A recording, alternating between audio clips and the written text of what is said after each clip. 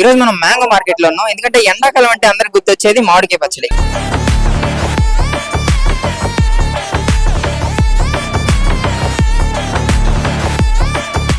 ఈ ఎండాకాలం ఎలా ఉందంటే వానాకాలంలో మారిపోయింది. మరి ఇలాంటి పరిస్థితుల్లో మామిడికాయ రేట్లు ఎలా ఉన్నాయి, పంట రాలిపోయి ఏమైనా రైతులు నష్టపోతున్నారా అనే వివరాలపైన తెలుసుకోవడానికి నేను మ్యాంగో మార్కెట్కి వచ్చాను.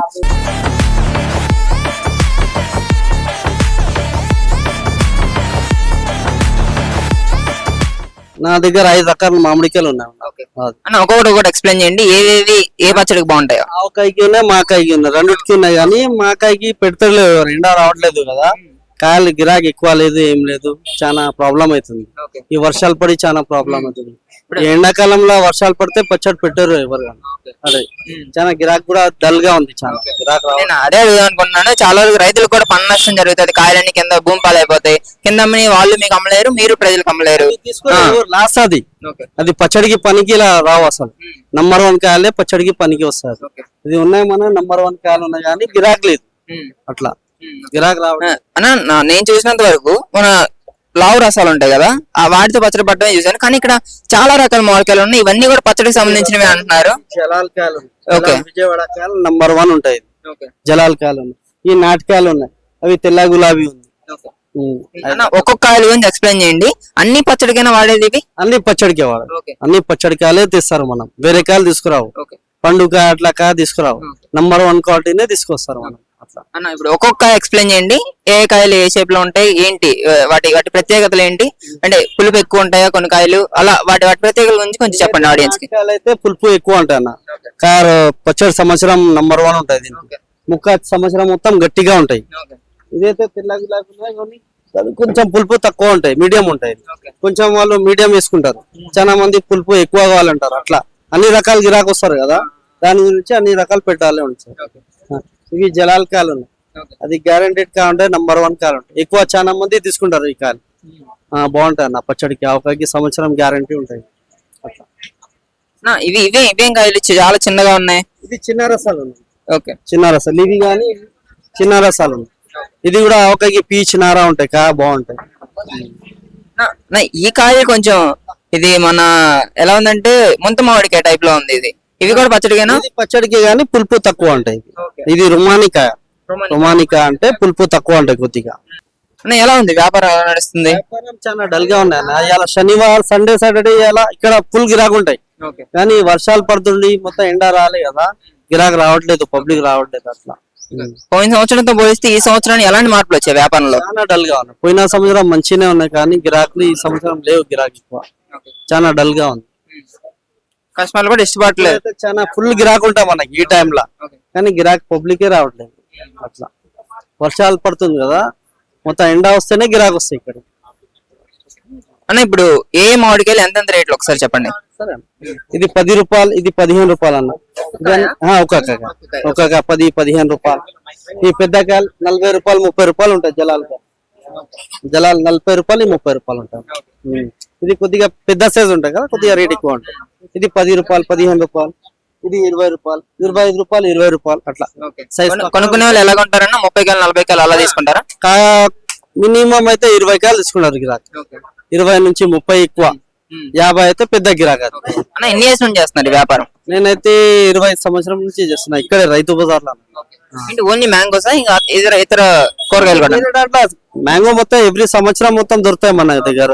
మళ్ళీ ఉసిరికాయ, పండు మిర్చి, చింతకాయ, డ్రమిస్టిక్, మునక్కాయ, ఈ గుమ్మడికాయ. గుమ్మడికాయ మొత్తం మన చేంది వస్తాయి, అది గుమ్మడికాయ. అన్న మీరు ఎన్నేళ్ళ అనుభవంలో ఏ కాయలు బాగుంటాయి పచ్చడికి బెస్ట్? ఇంకా ఈ కాయతో పడితే పచ్చడి బెస్ట్ గా వస్తుంది అంటే ఏంటి? చిన్న రసాలు, నాటకాయ బెస్ట్, ఇంకా జలాల్. ఇవి అయితే కొంచెం అట్లా ఉంటాయి. సరే, ఏదైనా అట్లా పండు ఏదైనా ఖరాబ్ వెళ్తే కూడా కాయకాయ మార్చిస్తారు. ఇట్లా 50 కాయలు 4 కాయలు వచ్చినా ఇచ్చిస్తున్నా. ఇట్లా ఏదైనా ఇట్లా ఖరాబ్ వెళ్తే ఏదైనా ఉంటే కాయకాయ మార్చిస్తారు. ఓకే అన్న, చాలా సరే చూడండి ఎంత అన్న. ఈ పద్ధతి నాకు చాలా నచ్చింది. ఏంటంటే వ్యాపారం చేసామా, ఏ కాయలు ఇచ్చేసామా, కస్టమర్ వదిలేసుకున్నామా అన్నట్టు కాకుండా కాయ పాడైపోతే మళ్ళీ కాయ టు కాయ రీప్లేస్ చేయడం, ఇది చాలా బాగుంది. ఎప్పటి నుంచి చేస్తున్నారు ఇది కాయతో రీప్లేస్ చేయడం? అదే అప్పటి నుంచి ఫస్ట్ నుంచే ఉంటాయి. అదే ఏదైనా గిరాకీ ఇబ్బంది రాకనే ఎట్లా ఇస్తాం, మంచి సంబంధించి మంచి కాయలు ఇస్తారు. అట్లా ఇది పాయింట్ బాగా నచ్చింది అన్న, కస్టమర్ని మోసపోకుండా వాళ్ళు అన్న, అట్లా మోసం చేసి ఇయ్యరు ఇక్కడ. అందరం ఏ షాప్ అయినా కూడా మంచి కాయలు ఇస్తారు గిరాకీ అట్లా. అన్న, ఇప్పుడు ఇది రైతు బజార్ కాబట్టి గవర్నమెంట్ ఫిక్స్ చేసిన రేట్లే ఉంటాయి. ఆ రేట్లు మీరు సాటిస్ఫైయా? కొంచెం ఎక్కువ తక్కువ అవుతాయి అన్న, కొంచెం పెద్ద కొంచెం రేట్ ఎక్కువ తక్కువ అవుతాయి అట్లా.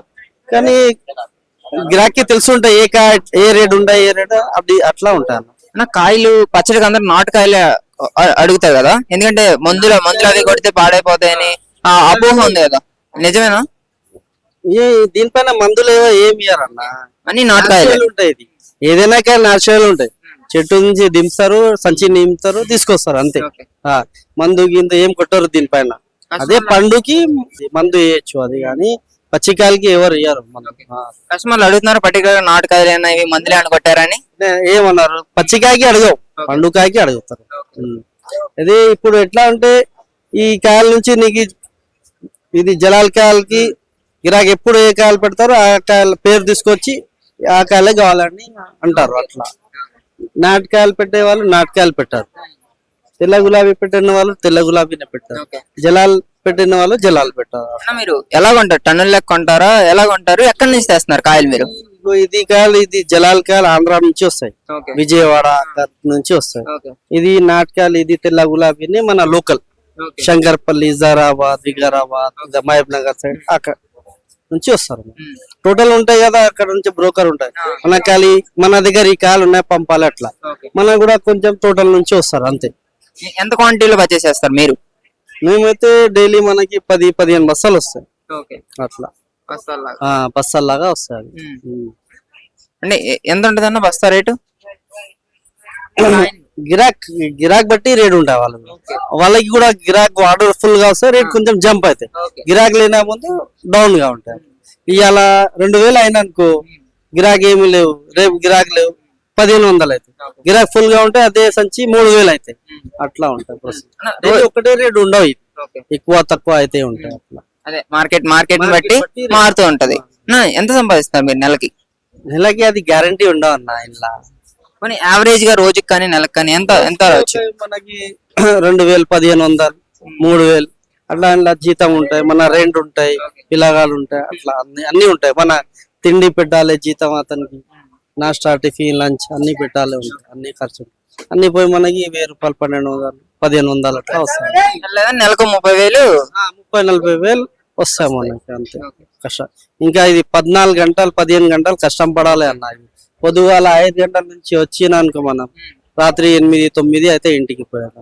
అట్లా చాలా ప్రాబ్లం వస్తాయి ఇప్పుడు. పైగా ఒకసారి ఇక్కడికి వచ్చేసామంటే ఇంకా ఏ పనులు చేసుకోవడానికి కుదరదు, గబుకు నెట్టి వెళ్ళడానికి కుదరవు. ఇది టెన్షన్ ఉంటాయి అన్న, ఎక్కువ పచ్చి బేరం కదా, అమ్మకపోతే రేపటికి కొద్దిగా మెత్తగా పడతాయి, టెన్షన్ ఎక్కువ. గిరాక్ తొందర అయిపోతే తొందర వెళ్ళొచ్చు మనం అట్లా. ఇప్పటికే కస్టమర్లు ఏదైనా పాడైపోతే మళ్ళీ తెచ్చి అవి మీకే ఇస్తారు. పైగా ఇప్పుడు మెత్తగుంటే ఇక్కడే కట్ చేసుకుంటున్నారు, పక్కనే కట్ చేసుకున్నారు కాబట్టి వాళ్ళు తెచ్చి ఇవ్వడం, ముక్కలు చేస్తారు. ఇక్కడ ఏదైనా పండు ఖరాబ్ ఉంటే కూడా మేమే చెప్తా, పండు ఖరాబ్ ఏదైనా ఉంటే మార్చి ఇస్తాం మేడం, అంటే ఖరాబ్ వెళ్తే మార్చి ఇచ్చిస్తారు. దగ్గరగా డెప్త్ కి వెళ్ళే కొద్దీ కొంచెం రిస్కీగా అనిపిస్తుంది అన్న వ్యాపారం. రిస్క్ ఉంటాయి ఇలా వ్యాపారం. ఇవాళ తెచ్చిన మాల్ ఇవాళ అయిపోయినా అనుకో అంత రిక్స్ ఉండవు, రేపటికి మిలిగిన అనుకో రిక్స్ అయిపోతాం అట్లా.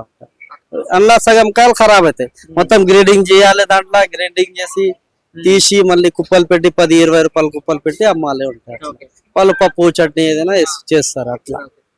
ఎక్కువ మెత్తగా అయితే కూడా పనికి రాదు, కాయలు కూడా పనికి. ఒకవేళ మామిడికాయ వ్యాపారం స్టార్ట్ చేయాలనుకుంటే, ఎవరైనా స్టార్ట్ చేద్దాం అనుకుంటే వాళ్ళకి ఎలాంటి సలహాలు ఇస్తారో? స్టార్ట్ చేయొచ్చు అంటారు? ఇలా నాలెడ్జ్ ఉండాలి ఉంటాయి. కొత్తగా ఎవరైనా పెట్టినా అనుకో వాళ్ళు నాలెడ్జ్ ఉండవు, కాయలు ఖరాబ్ పెట్టుకుంటా, ఎట్లా జమ చేయాలి, ఎట్లా పెట్టాలి, ఎట్లా గ్రేడింగ్ చేయాలి, అన్ని కథలు ఉంటాయి. అలా గ్రేడింగ్ చేసి నీట్ గా జమ చేయాలి అట్లా. ఏదైనా కొంచెం మిలిగిన అనుకో కూడా వాటర్ లో వేసి పెట్టాలి ఉంటాయి అట్లా. మెత్తగా కావు, రాత్రి వాటర్ లో పెడితే మెత్తగా కాదు, రేపటికి మంచి గట్టి ఉంటాయి అట్లా. ఇప్పుడు అట్లా చల్లగా ఉంటే కొంచెం మెత్తగా కాదు, వేడి ఎండాకాలంలో ఎండ ఎక్కువ వస్తే వేడి ఎక్కువ ఉంటే మెత్తగా.